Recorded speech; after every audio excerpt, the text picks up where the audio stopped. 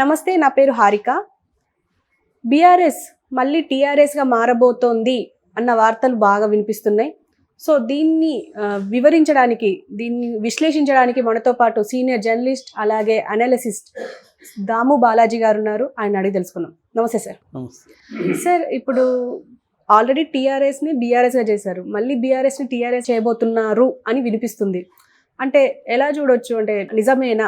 నిజమే అనేది అనిపిస్తుంది. ఎందుకంటే ఆయన స్టేషన్ ఘనాపూర్ ఎమ్మెల్యే కడియం శ్రీహరి దీన్ని చెప్తున్నాడు. ఆయన ఏం చెప్తున్నాడంటే కేడర్లో విపరీతమైన నెగిటివిటీ వచ్చింది, బీఆర్ఎస్ అనే పేరు మార్చడం వల్లే మనం ఓడిపోయామని చెప్తున్నారు. సో దీన్ని మళ్ళీ టీఆర్ఎస్గా మారిస్తే మనం నెక్స్ట్ ఎన్నికల్లో గెలిచే పరిస్థితి ఉంది అని చెప్తున్నారు. ఇది నేను కేసీఆర్ దృష్టికి తీసుకెళ్తానని అన్నాడు. కానీ మనకి ఇన్సైడ్ స్టోరీ ఏంటంటే అసలు కేసీఆర్ చెప్పించాడు ఇదని. అంటే కేసీఆర్ డైరెక్ట్గా పేరు మారిస్తే బాగుండదు కాబట్టి కేడర్ నుంచి, నాయకత్వం నుంచి డిమాండ్ వచ్చింది. ఈ డిమాండ్ని నేను గౌరవిస్తూ మారుస్తాను అని చెప్పడానికి కేసీఆర్ ఇది చేయిస్తున్నాడు. కేడర్ నుంచి డిమాండ్ వచ్చేది అయితే ఇన్ని రోజులు ఎందుకు రాలేదు? ఎలక్షన్లు అయ్యి కూడా 1 month అయిపోయింది. అంటే ఇప్పుడు మొత్తం ఏంటంటే కేసీఆర్ సైలెంట్గా ఉన్నాడు. పబ్లిక్గా చూసుకున్నప్పుడు ఎటువంటి పబ్లిక్ స్టేట్మెంట్లు కానీ సభలు కానీ ఏమి చేయలేదు. ఆయన మధ్యలో ఆయనకి యాక్సిడెంట్ కూడా అయింది, రెస్ట్ తీసుకుంటున్నారు. ఈ క్రమంలో ఆయన ఏంటంటే రోజు కూడా డిఫరెంట్ కేడర్తో, నాయకత్వంతో మాట్లాడుతున్నాడు. అసలు ఓడిపోవడానికి కారణాలని చాలా ఆనెస్ట్గా విశ్లేషించుకోవాలి. బయట పబ్లిక్కి చెప్పేది ఏదో చెబుతారు వీళ్ళు కారణాలు. పబ్లిక్ ఏం చెప్పాడు కేటీఆర్? కాంగ్రెస్ 420 దొంగ హామీలు ఇచ్చింది, మా మీద దుష్ప్రచారం చేసింది అనేది ఒకటి. రెండోది వచ్చి కొన్ని చోట్ల సిట్టింగ్ ఎమ్మెల్యే మీద వ్యతిరేకత ఉంది, దానివల్ల కూడా మేము ఓడిపోయాం అనేది. ఈ కారణాలు మాత్రమే కేటీఆర్ బయటికి చెప్పాడు. కానీ వాళ్ళ హానెస్ట్గా విశ్లేషించుకున్నప్పుడు వాళ్ళు ఓపెన్గానే మాట్లాడుకోవాల్సి ఉంటుంది. లేకపోతే ఎందుకంటే ఇప్పుడు ఓటమి గురించి ఎప్పుడైనా కూడా మనం ఎందుకు గతాన్ని రివ్యూ చేసుకుంటాం? గతం నుంచి కొన్ని గుణపాఠాలు తీసుకొని వీటిని రిపీట్ చేయకుండా, ఎప్పుడైనా మనుషులైనా పార్టీలైనా ఏం చేస్తాయంటే కొన్ని తప్పులు చేస్తాయి. ఈ తప్పుల్ని గుర్తిస్తే ఈ తప్పుల్ని రిపీట్ చేయి, కొత్త తప్పులు చేస్తారు ఎవరైనా. కానీ పాత తప్పులే చేయకుండా ఉండడానికి ఈ రివ్యూస్ అనేవి పనిచేస్తాయి. అందుకని తప్పులే జరగకూడదంటే పనే చేయకూడదని సామెత ఉంది. నువ్వు పని చేస్తే తప్పులు చేస్తాం. కాకపోతే ఏంటంటే ఆ తప్పులు ఎందుకు జరిగాయి, మన వల్ల మన వైపు నుంచి ఏం తప్పు జరిగింది, లేకపోతే పరిస్థితులు ఏమన్నా మనకి ప్రతికూలంగా ఉన్నాయా, ఆ ప్రతికూలమైన పరిస్థితులు మనం అర్థం చేసుకొని దాన్ని విరుగుడుగా మనం వ్యూహాలని రచించడంలో ఫెయిల్ అయినామా, ఇవన్నీ సమీక్షించుకోవాల్సిన అవసరం ఉంటుంది. సో దానివల్ల పాత తప్పులు రిపీట్ కాకుండా కొత్త తప్పులు చేయడానికి రెడీ అవుతాం. సో ఇది కేసీఆర్ చేసినట్టుగా మనకు అర్థమవుతుంది. అందులో ఒకటి ఏంటంటే అందరూ కూడా అభిప్రాయం చెప్పింది. నిజానికి అప్పుడు కూడా టీఆర్ఎస్ పేరు మార్చడం అప్పుడు కూడా అందరూ ఆశ్చర్యపోయారు. ఇదేంటి? ఎందుకంటే టీఆర్ఎస్ తెలంగాణ ఈ రెండు ఒకటే అన్న నెరేటివ్ని బలంగా తీసుకెళ్లారు. టీఆర్ఎస్కి వ్యతిరేకంగా మాట్లాడేవాళ్ళు తెలంగాణ ద్రోహులు అనే ఒక వెర్షన్ని బలంగా తీసుకెళ్ళగలిగారు. అది ఎప్పుడైతే బీఆర్ఎస్ అయిందో ఆ సెంటిమెంట్ వర్కౌట్ అవ్వదు. రెండవది తెలంగాణ ఇతరులు ఇక్కడ వచ్చి పనిచేయడానికి కానీ, లేకపోతే వేరే రాష్ట్రం వాళ్ళు ఏమన్నా విమర్శించినా కానీ ఈ టీఆర్ఎస్ అనే పేరుని ఉపయోగించుకొని తెలంగాణ సెంటిమెంట్ రగిలించగలిగారు. అదే బీఆర్ఎస్ అయినాక వీళ్ళే వేరే రాష్ట్రాలకు వెళ్తున్నప్పుడు వేరే రాష్ట్రం వాళ్ళు ఇక్కడ ఎందుకు రాకూడదు అనే ప్రశ్న వస్తుంది. సో చంద్రబాబు విషయము, చంద్రబాబు అరెస్ట్ అయినప్పుడు ఇక్కడ ఐటీ ఉద్యోగులు నిరసన తెలియజేసినప్పుడు కేటీఆర్ మీకు ఎక్కడేం పని, మీ రాష్ట్రానికి మీరు వెళ్ళండి అన్నప్పుడు కూడా ఇదే విమర్శ వచ్చింది. మీరు బీఆర్ఎస్ అని పెట్టుకొని ఆంధ్రప్రదేశ్లో కూడా మీ వింగ్ని స్థాపించారు, ఇటు గోవాకి వెళ్ళారు, ఇటు మహారాష్ట్రలో మీ కమిటీ పెట్టారు. ఇవన్నీ మీరు వేరే రాష్ట్రాలకు వెళ్తున్నప్పుడు వేరే రాష్ట్రాల్లో తెలంగాణలోకి ఎందుకు రాకూడదు, ఇది భారతదేశంలోనే కదా ఉంది అన్న ఒక వాదన తీసుకొచ్చారు.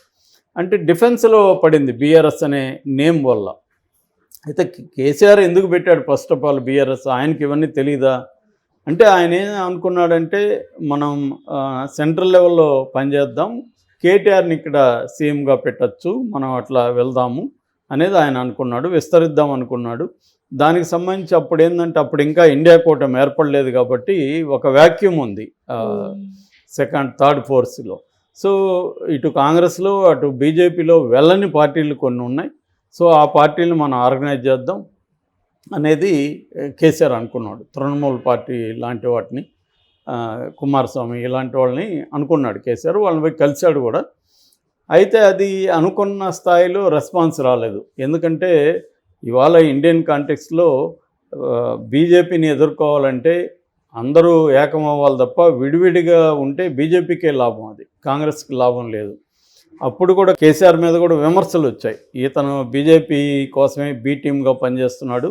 ఇప్పుడు బీజేపీ ఏతర కాంగ్రెస్ ఏతర ప్రతిపక్షం అంటే అర్థమేమి? ఫైనల్గా బీజేపీ వ్యతిరేక ఓటు ఏదైతే ఉంటుందో, యాంటీ ఇన్కంబెన్సీ ఓటు, అది చీలడానికి కేసీఆర్ ఈ ప్లాన్ చేస్తున్నాడు అనేది కూడా చెప్పారు.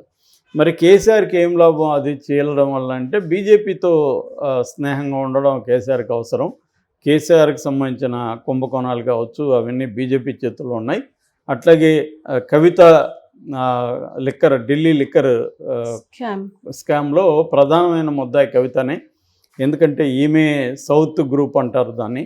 సౌత్ గ్రూపుకు అనుగుణంగా అసలు ఆ పాలసీ రూపొందించిందే కవితకు సంబంధించిన వాళ్ళు వెళ్ళి ఢిల్లీలో ఆ పాలసీ రూపొందించి కవిత లిక్కర్ గ్రూప్కే అక్కడ మేలు జరిగేట్టుగా చూసుకున్నారు. కాబట్టి ఈమె ఖచ్చితంగా అరెస్ట్ అవుతుంది, ప్రూఫ్స్ ఉన్నాయి. అరెస్ట్ అయ్యడమే కాకుండా జైలు శిక్ష పడే అవకాశం కూడా ఉంది. అదేమన్నా జరిగితే ఈమె ఎక్కువ కాలం జైల్లో ఉండాల్సిన పరిస్థితి ఉంది. దానికి కేసీఆర్ రెడీగా లేడు. సో వీటన్నిటి రీత్యా ఆయన కాంప్రమైజ్ అయ్యాడు, బీజేపీతో కుమ్మక్కయ్యాడు అనే ఒక వాదన వచ్చింది. ఏదేమైనా బీఆర్ఎస్ అనే పార్టీ పేరు మారడం వల్ల ఖచ్చితంగా డ్యామేజ్ అయితే జరిగింది. చాలా మంది అనుకున్నారు కూడా, అంటే టిఆర్ఎస్ అంటేనే మనది, మన పార్టీ అని చెప్పేసి ఊళ్ళల్లో జనరల్ గా పబ్లిక్ అనుకునేది. అంటే మాది టిఆర్ఎస్ అంటే మా ప్రభుత్వం, మా పార్టీ అన్నట్టు ఉంటుండే. ఇప్పుడు సడన్ గా బీఆర్ఎస్ మార్చేసరికి అది ఎవరిదో అన్నట్టు ఒక ఎస్ట్రేంజర్ అంటారు కదా, ఒక పరాయి అన్న ఫీలింగ్ వచ్చింది. ఓన్ చేసుకోవడంలో ఇబ్బంది అయింది.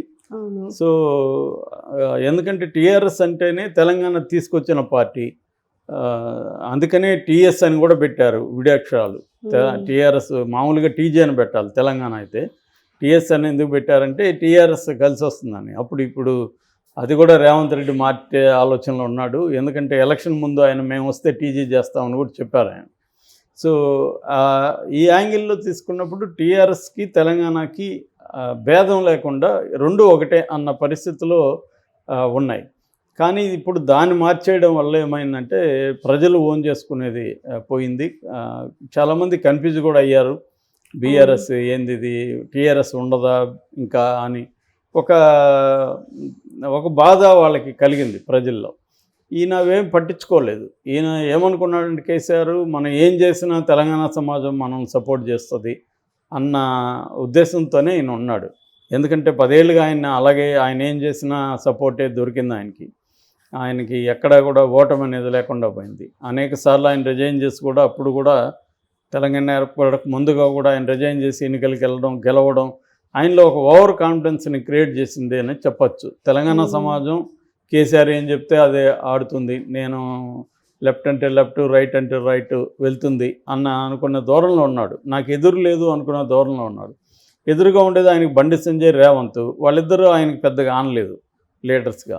సో అది ఇంకా బండి సంజయ్ని బీజేపీ పక్కన పెట్టడం, దాంతో రేవంత్ రెడ్డికి మైలేజ్ రావడం, రేవంత్ రెడ్డి కూడా అగ్రెసివ్ వెళ్ళడం, కాంగ్రెస్ అధిష్టానం కూడా కరెక్ట్గా స్ట్రాటజీలు వేయడం, ఇవన్నీ వర్కౌట్ అయినాయి. సో ఇప్పుడు ఈ రీజన్స్లో వన్ ఆఫ్ ద రీజన్స్ వచ్చి బీఆర్ఎస్. సో అందుకని ఇప్పటికిప్పుడు ఒకవేళ మార్చాలనుకున్నా ఈ లోక్సభ ఎన్నికల లోపలైతే మార్చలేదు. ఇప్పుడైతే బీఆర్ఎస్ పేరుతోనే వెళ్ళాలి, ఇంకెందుకంటే నోటిఫికేషన్ వచ్చేపోతుంది నెక్స్ట్ మంత్ అలాగా. సో కాబట్టి ఇప్పుడు కష్టం అది, ఎందుకంటే మార్చడానికి కావాల్సిన లీగల్ తతంగాలంతా ఉంటాయి కదా. సో అందుకని ఎన్నికలు అయిపోయిన తర్వాత మళ్ళీ టీఆర్ఎస్గా మార్చి మళ్ళీ దాన్ని రిజిస్ట్రేషన్ చేసి, ఇప్పుడు ఎందుకంటే టీఆర్ఎస్ ఖాళీగా ఉందని ఆల్రెడీ ఎవరో రిజిస్ట్రేషన్ కూడా చేశారు. సో టీఆర్ఎస్ కూడా ఇప్పుడు ఖాళీగా లేకపోవచ్చు, వాళ్ళని పట్టుకోవాలి, వాళ్ళని మేము ఇప్పుడు వదులుకుంటున్నాం అని చెప్పించుకోవాలి, ఇవన్నీ ఉంటాయి సంఘాలు.